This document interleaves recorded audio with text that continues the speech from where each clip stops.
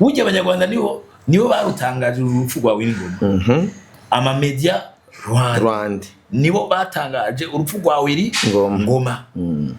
None bafise rero avantage yo kurutangaza urupfu rwa Wilingoma. Eske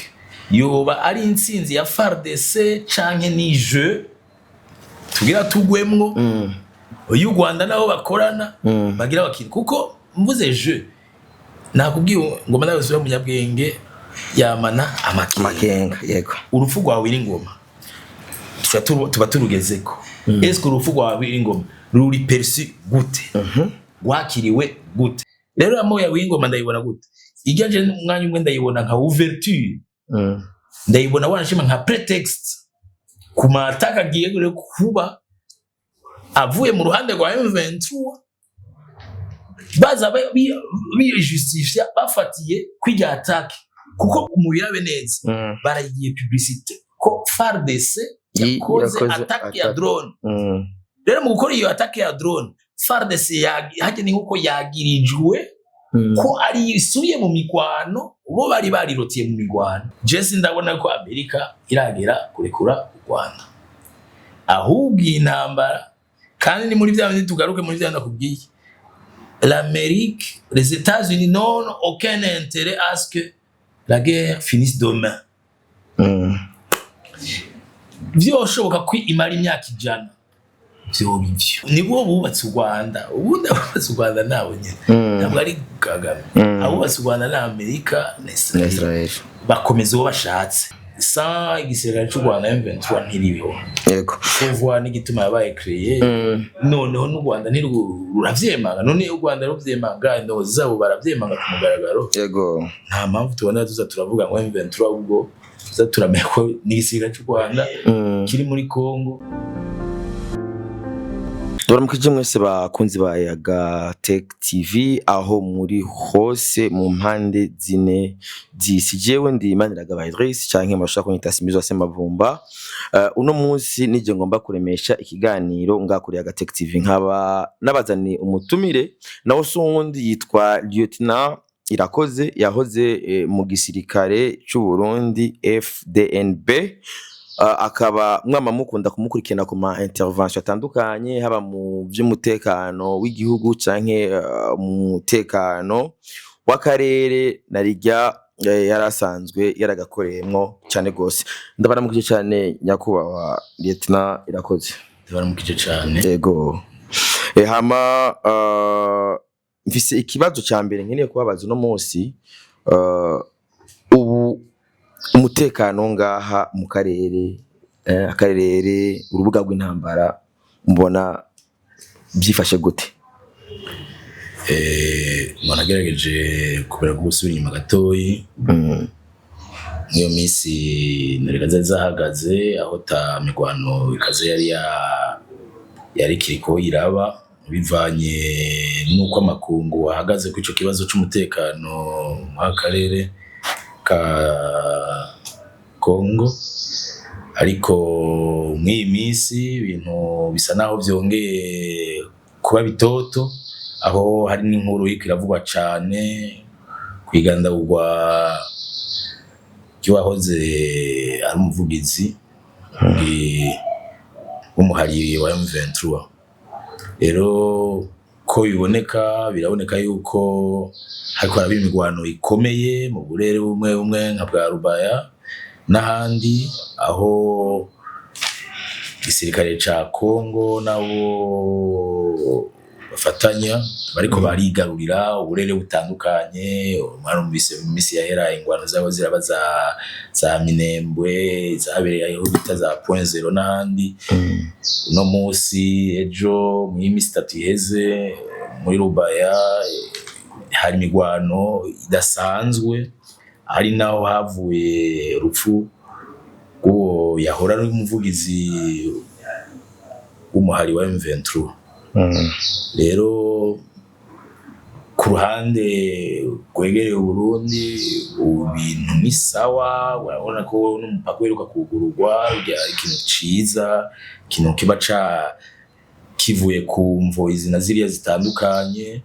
kandi ikintu ciza corohereza ibihugu byombi najya ko waca haswa kuba gusabikanya ndetse no kugenderanira kw'ibihugu ariho haba ama échange commerciaux n'ibindi noneho byo byama bari inyungu ku bihugu byombi. Rero kuri ibyo mambajije n'ubwa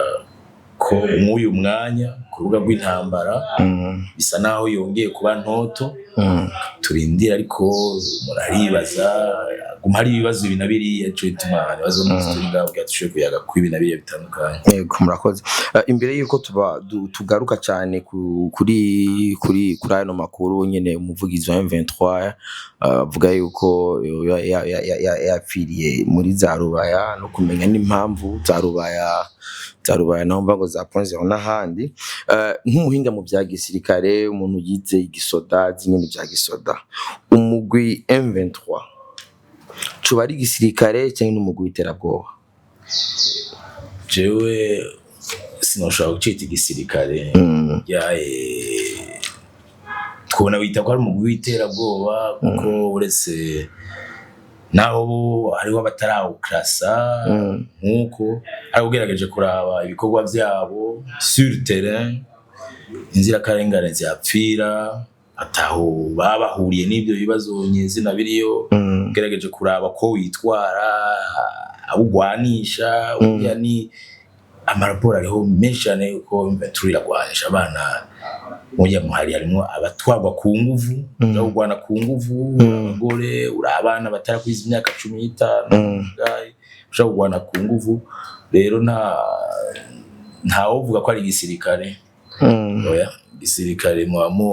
mubambise impuzu batabereye ariko numuhari uri ngaho gwanya ta Kongo ufise uko witwara bidashemeye aribyo bishobora gutuma n'umuntu ushobora kwamika umwambaro w'umugwi w'iterabwoba n'iterabwoba barifise byo bakora ntaho bitaniye n'iterabwoba. Eske kuba uno munsi umupaka wuguruye kandi mu gihe wari wamaze kugagwa vyoba biri muri nyamasezerano hoba hariho amasezerano yabaye bamwe barayarenga ko ava kuko ubwa mbere yavuze igisirikare cy'u Burundi ngo igice cya Kongo cyangwa n'abafatanye ngo batsinzwe hari abantu habaye kuri ico kintu ko haravuzwe amajambo menshi muri ico gihe kuko umvise ati bamwe bavuyeyo ati kubw'impamvu abandi ati ngo twabagwanije turabatsinda vyoba bifitanye isano niyo uvuga yuko atari umugwi wa gisirikare atari ari aba terroriste barasa abantu bahisemo kubahiriza amasezerano hama mu nyuma kugira barinde banahava bo bahavuye ku neza canke nahone bavuze ati uko bigenda kose ahantu turi si wacu. Urumva kwemkwe ni bya bindi rero aho tubatanga kwinjira muri le fond iyo ntambara iyo mutanga kwinjira muri le fond y'intambara ushutanga kumenya ujya naka okay bavuga ati muri M23 ni iki cyangwa muri M23 ni bande kidi M23 utukwe kumva inde tukwe kubona nde kumva iki aho rero umba kwigihe uvira nta uvuga ati ngo igihe bayifata ngo kwabaye gutsinda intambara ngo nta ntambara yahabereye ngabo baravyigamba ati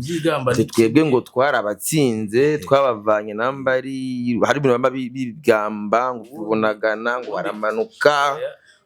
ngo barinda badushikana ngaha uvira mugabo denku ejo tubonye umupaka wugurugwa kandi atanumwe ahari nabo nyende bahavuye. Uyu muhari ntabwo ugwana nk'umuhari ntabwo ugwana nk'ibiroberi yego ugwana nk'igisirikare kinyamwuga ni hajya rero byagiye biragaragara mu nyuma kugera ubuwireho byaremejwe y'umuhari M23 n'igisirikare cy'u Rwanda kigwana muri Kongo uriya ni armée régulière contre notre armée régulière ni gisirikare cy'u Rwanda gikigwana n'igisirikare cya Kongo bafatanije nje ituma ubona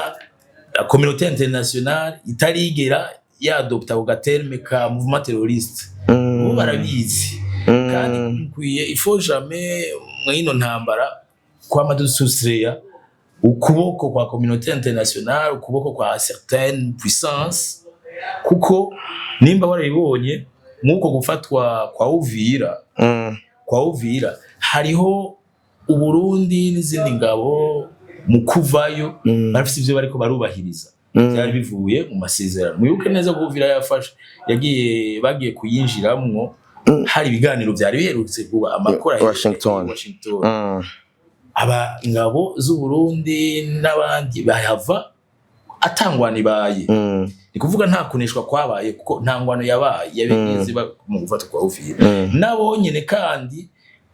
kuburi bwa busabe bwa ya makungu nyene no kubahiriza amasezerano byaje gusinyirwa hari nabo nyene bongera kuhava nabo nyatangwano ibaye. Rero uno munsi yababo yabatwebwe mu kuyinjiramo no kuyivamo byabaye ari haba ari ibiganiro byabaye haba ugerageza kubahiriza ikina kiriye. Rero uno munsi nuko bari bahavuye M23 je ni hamwe gusa ari babona nguma kuyita kugira ubundi M23 n'isirikare cy'u Rwanda sa igisirikare cy'u Rwanda M23 ntiriho yego kuvuga n'igituma yabaye créé noneho n'u Rwanda ruravyemanga none u Rwanda ruvyemanga no zabo baravyemanga ku mugaragaro yego nta mpamvu tubona tuza turavuga ngo M23 ubwo tuza turamenya ko n'igisirikare cy'u Rwanda kiri muri Kongo ku mpamvu rero yihe kiri muri Kongo tuba tukwiye kuza turiyumvira tuvuga ko twiga ko burya abafise inyungu ahanini muri izo ntambara ni bande. Iriya ntambara mukwiye kumenya ko c'est une guerre économique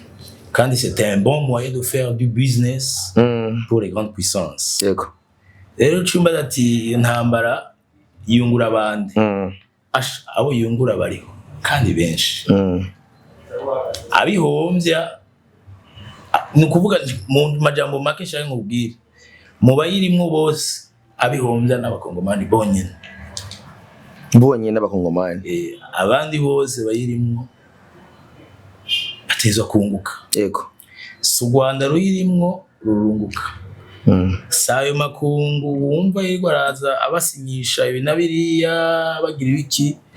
byose bifatanye no kujya ntambara iriho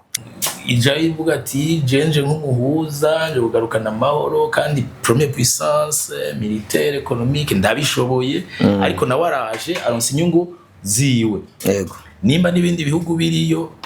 hari izindi nyungu dukurayo naho kwikongera bizi ndetse n'uje wese ababizi ubundi ntambara iguhombye none wogira mwiki intambara itakungura uyikora. Harazindwi harazi mistari nta 2 semaines ziheze President Paul Kagame ari mu gihugu ca Amerika hama turavye neza tariki 21 hariho some yahuje mu basena ya Amerika Israel eske iyo mibonano ntamwe mugerageza kugira ubushakashatsi hari ico vyoba bisaniye n'ama information ari karacha urabona yuko denku isome yabaye le 21 ukabona harapfuye umuvugizi umuhari eske vyoba bifitaniye isano nka bimwe vyigera kuba kuri Laurent Nkunda aho uvuga ati no munsi u Rwanda rwamaze gufukurwa byamaze kumenyekana ati reka uno muhari kurabona niza yuko uravye nk'intambara uburavye n'ibihugu biriko birazinjira murana ko na Angola biravuga yuko zamaze kuronka igisirikare muri Kongo uraneza abantu aba mercenaires bese batandukanye bamaze haba b'abanyamerika bari hariya eske vyoba ari u Rwanda ubu rugomba kuvayo ubiherezi ya essence uravye haba ingendo na Felix Tshisekedi yaragiye muri Etats-Unis mu misi yahera munyuma na Kagame hamwe niyo some ya Israel niki kwama ugacubona neza yuko intambara yasubiye kandi gusubira itoto eske n'u Rwanda ubugomba kandi ruveyo burundu canke ibintu bigomba bifate yindi sura. Jewe kuri ibintu bibaye cyane kuri urupfu uyu yari umuvugizi wo muhari M23 uyu Lieutenant Colonel Winingoma. Yego sinibaza ko ndabibona cyane nabifashe nkuko abandi bariko barabifata. Yego. Ko na Bibiliya bivuga ati umunyabwenge yamana amakenga. Ni gute ndabivuze? Ego twibuke ko mu kwezi kwa Novembre c'était au matariki ya le 25 Novembre ucyo President wa Israel yaragize urugendo i Kinshasa.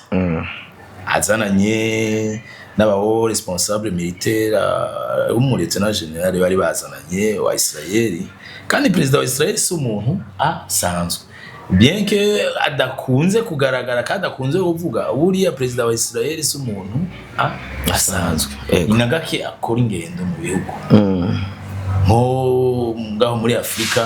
Afrika muri Congo wahaheruka yari se wiwe heruka yari zane 84 ucyo zane 84 niho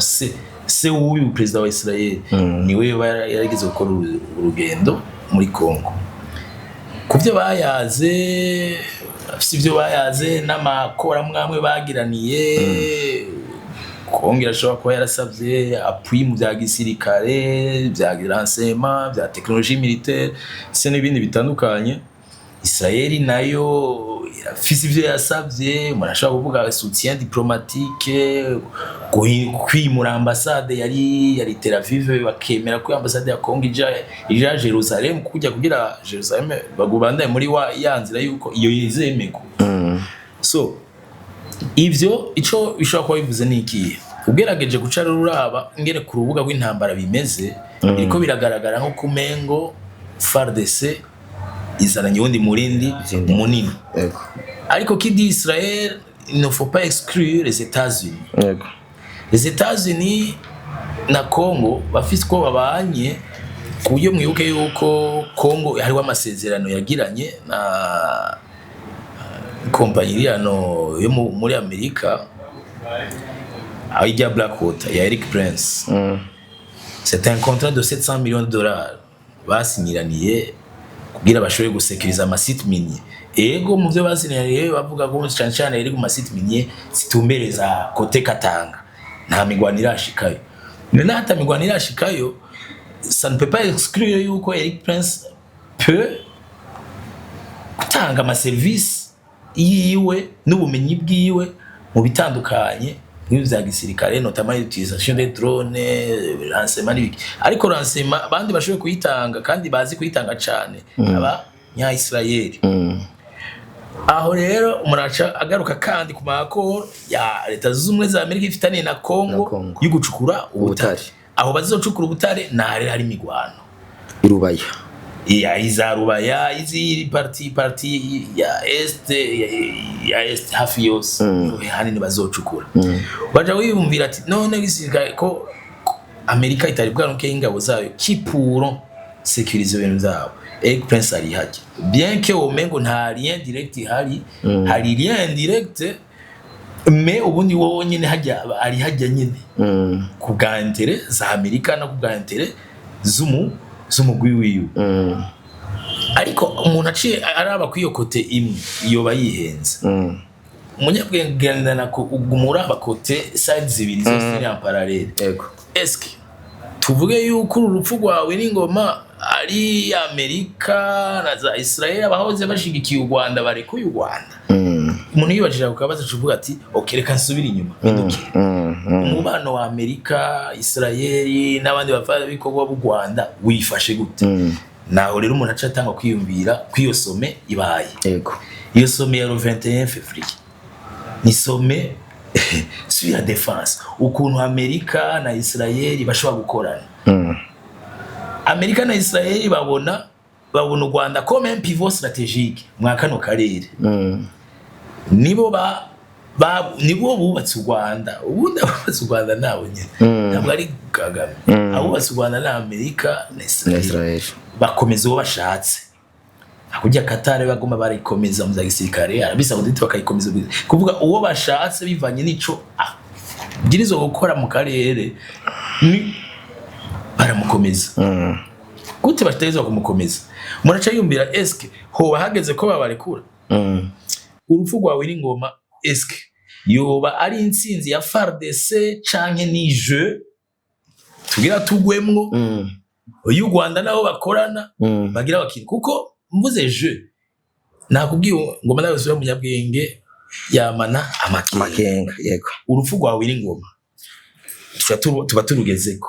eske urupfu rwa Wiringoma ruri perçu gute wakiriwe gute burya abanyarwanda nibo barutangaje urupfu rwa Wiringoma ama media Rwanda nibo batangaje urupfu rwa Wiringoma none bafise rero avantage ye kurutangaza yuko hari abantu uzanye amabe n'abajya bose utari bwirego bagira ico bivuga bose bariko baraguhigina mu Rundi mugenzacu yarayavyanditse nta muzi numwe bwandike kuri nkena ariko yarayamwanditse urizi zikorera zose mu Rwanda nizo zakujije iyo nkuru za BBC gahuza zose nizo zayikwijije none gute za RFI hari umuntu yambwiye ati uya un bon joueur du jeu d'échecs no wa mbere aba ari prêt à perdre un pion assez un pion iyige jewe rero mo urupfu rwa Wiringoma igituma bamwe bavuga ati sinarubona nkuko abandi bariko bararubona kuba yapfuye hariho ya côté positif mais le côté négatif nayo rero inyegeje bwirizwa kumenya le côté positif nuko hari umuntu yapfuye kuri morale de troupe kuri côté ya FARDC irashaka kuduga kuri côté ya M23 gagabanuka mizo gabanuka kuri niviye ni niveau bashoboye gukontrola ko biri kose ukiri ngaho hari ushobora kuvuga yuko Wiringoma ari bo bamwiciye enda kuibwirira Wiringoma gupfa yapfuye suite à une attaque de drone iyo drone nayo yahawe rero ransema n'abandi bamenye ati Wiringoma nawe ngira ndakumvisha uruhara rw'umwe wese Wiringoma ntiyapfuye au hasard izo ransema ntizibonetse zaho baba bari ziba zisanzwe zihari zijya puissance baba bazifise umwe wese ahagaze bamuzi nico ituma dusuye muri bya bigano nigeze gukora mu misi yahera naravuze ati ubundi iyaba Kongo ivyo bihugu byo yihaye izo ransema nta nongozi nimwe mu bagize M23 yo harara kubera iki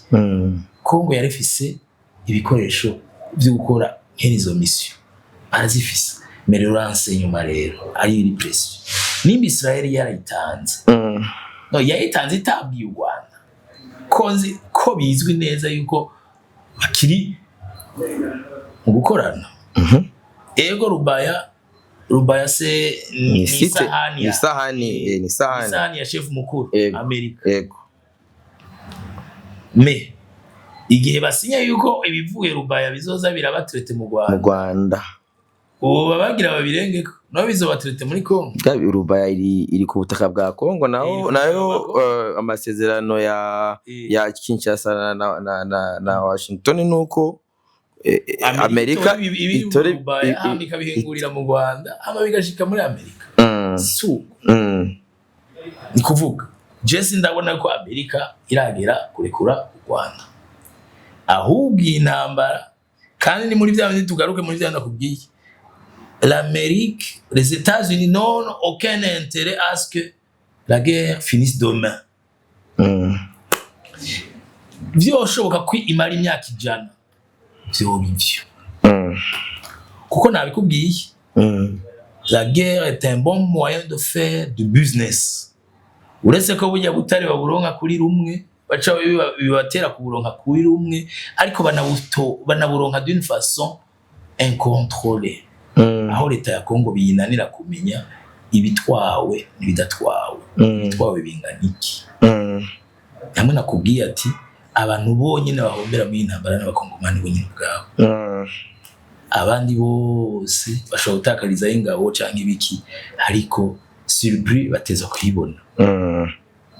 rero mvuga ati Ramo ya Wiringoma agenda yibona gute mu mwanya umwe ndayibona nk'umutego cyangwa ndayibona nka sacrifice de la part du Rwanda bikoreye ubwabo kugira bagere kwibinabiriye wari mu ruhande rumwe mu ruhande wa mbere iyo mori yiwe wanashima ndayigereranya n'igihe uriya mu general kiri mwami ari mu general makanika ego uwo twigwane igihe hapfa ubundi ni hamwe guzana wabwiye ati abantu benshi nibigera bamenye impamvu ibintu bibyabaye uriya mu gupfa kwiwe mukwiye kumenya yuko yari yasi gushora mu twigwaneho muri M23 mw'intama ubundi yari yavye ntiyari bwavyemere erega u Rwanda kuguturitsa ntagende mu bitobe face à certains intérêts ubwoko bw'umuntu ntacu bwa bukivuza ukivuga ko muvuka rero amoya w'ingoma ndayibona gute ijaje umwanya umwe ndayibona nka ouverture ndayibona wanashima nka pretext kuma ataka giye kuba avuye mu ruhande rwa M23 baza justifia bafatiye kwijya attaque kuko umubirabe neza baragiye publicité ko FARDC yakoze attaque ya drone rero mu gukora iyo attaque ya drone FARDC haje ni nkuko yagirijwe ko ari isubiye mu migwano bo bari barirotiye mu migwano Otrimandi rero nabo nejo baca basubira mu migwano bagasaba gatera hana hariya umengo ico kizoba kibaye justification